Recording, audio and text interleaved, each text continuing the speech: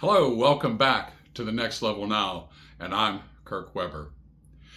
You know, as we're doing different things in life, as an employer, as a team leader, as a parent, as a spouse, as a committee chair, there are times when we have to find ways to influence people, to inspire them to do some things that maybe they might be a little bit reluctant to do. Excuse me. As a parent, my go to was what I had learned from my dad, which was for me to take a very stern militaristic voice and bark out a command and expect to see people jump. Now, I'm also old enough, but I can still remember back to those days as that bark came.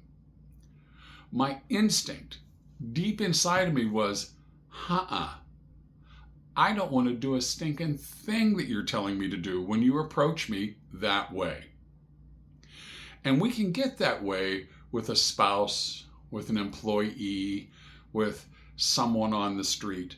So we need to think about doing things just a little bit differently if we're going to have some influence with people, if we're going to do things that help them to understand how important it is that they do as we ask, or they do as we request, or help us in our quest. So one of the first things that you need to do as you approach someone is acknowledge the space where they are. And sometimes you have to do that by asking a simple question.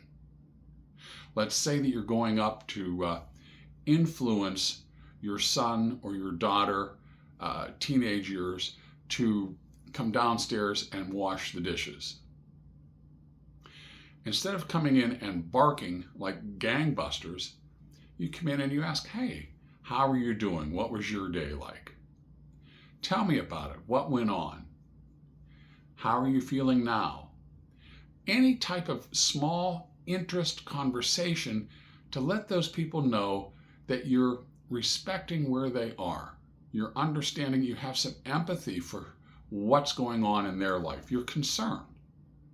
And we should be genuine about this. You don't want to come in there with that plastic attitude, but come in with a genuine concern. That breaks down some of those barriers that exist. That makes it easier when you request something from them. My mother was the master at this. My dad would bark, go get this, go get that. And it'd probably take me 10, 15 minutes to do it because that was my way of rebelling. My mom would come in and I'd be busy watching cartoons on television, whatever it was. And she'd, oh, that's a funny cartoon, Kirk. I love Bugs Bunny. He was pretty funny, wasn't he? Hey, she'd say, you're so much younger than I am, and your legs are so much stronger, and I need a couple of cans out of the pantry down in the basement. Could you just run down and get those for me? I'd have done anything for her because she brought it back to my level where I was able to relate to what was going on. It was kind of neat how she was able to work that. She was a master magician. She showed that empathy. She listened to a little bit about what was going on in my life and made that connection. And once that connection's made, it's just so easy. You've got to give in order to receive. I mean, that's just a law of nature. You have to do it. But the other thing, in order to get people to be influenced by what you're doing, is you kind of have to help them think a little bit. So literally, you have to tell them how to think. Now that sounds very strange. That sounds really kind of, a little aggressive. But if you wanted them to come down and let's say the son or the daughter to come down and do the dishes, think of it this way, Junior. You'd be doing such a huge favor for us, and all the things that we try to do for you, this would really truly help us feel like you're carrying your weight as part of the family. I want you to think of it as just something that you're doing to help your mother out. Whatever it is, You put it on terms that they understand. You're telling them how to think, but you're doing it in a polite, suggestive manner. And when you're asked to do a favor in that fashion, odds are pretty good you're going to do it. So to be influential, to review, okay, you want to come to those people and find out where they are, where's their space. Maybe, if they've had a really bad day, you may want to rethink your approach and how you're going to try to connect with them. The second step is just that. Have some empathy, make that connection, get that bond in there where you're conversing at a level instead of screaming or yelling or barking orders.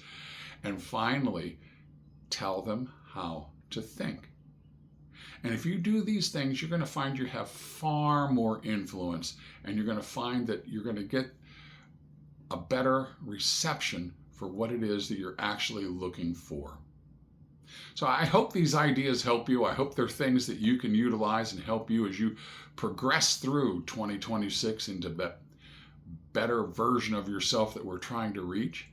If you would please ask people to like, follow, and share our content. Go to Tamika Thomas's Facebook page and follow her content. Go to our the Next Level Now YouTube channel and look at these videos again and again if you have to.